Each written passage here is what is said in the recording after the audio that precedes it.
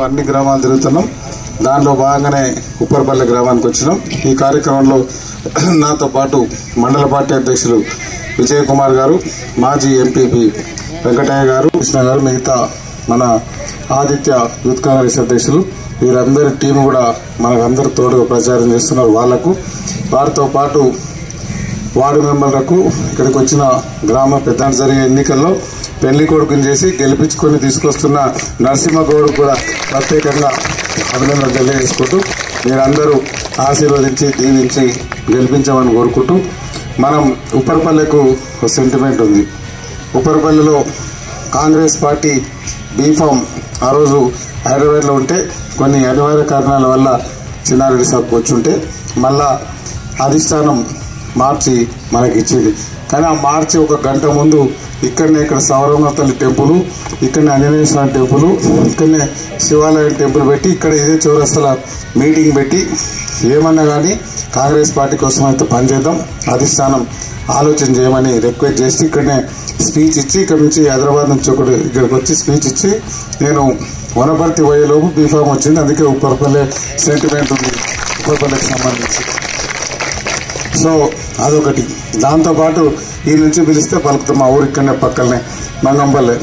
ఇవన్నీ ఉప్పరపల్లెకు మంగంపల్లెకు చాలా సంబంధాలు ఉన్నాయి.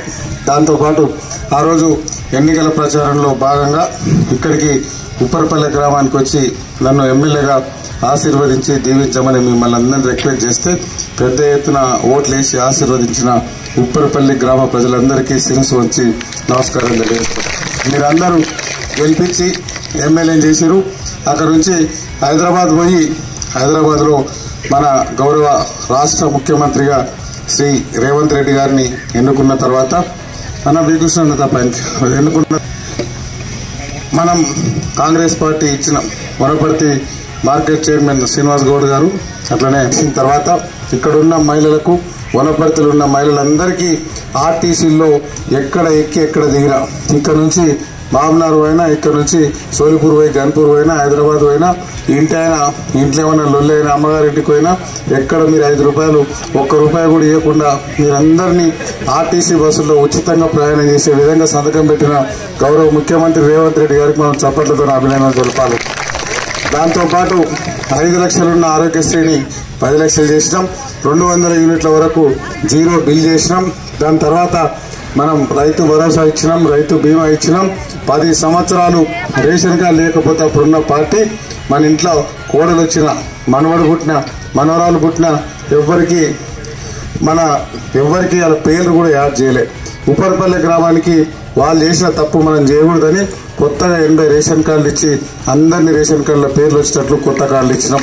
రేషన్ కార్డులు ఇచ్చిన తర్వాత ఊరుకోలే. అక్కడ రేషన్ కార్డులు ఇచ్చినాక గన్పూర్లో, సోలిపూర్లో, పెద్దమంది, వనపర్తిలో, హైదరాబాద్లో శ్రీమంతులు తినే సన్నబియ్యం మా ఉప్పరపల్లి ప్రజలకు ఎందుకు ఇవ్వకూడదని గౌరవ ముఖ్యమంత్రి మీ అందరికీ ఒక్కొక్కరికి 6 కిలోల చొప్పున సన్నబియ్యం ఇస్తున్న ముఖ్యమంత్రి గారికి మీరు చప్పట్లతో అభినందన తెలపాలి.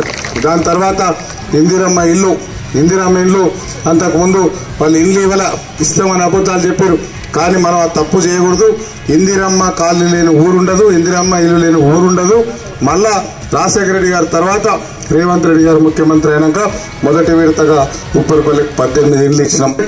ఇందిరమ్మ ఇల్లు 5 లక్షలు ఇచ్చే బాధ్యత కాంగ్రెస్ పార్టీది. ముఖ్యమంత్రి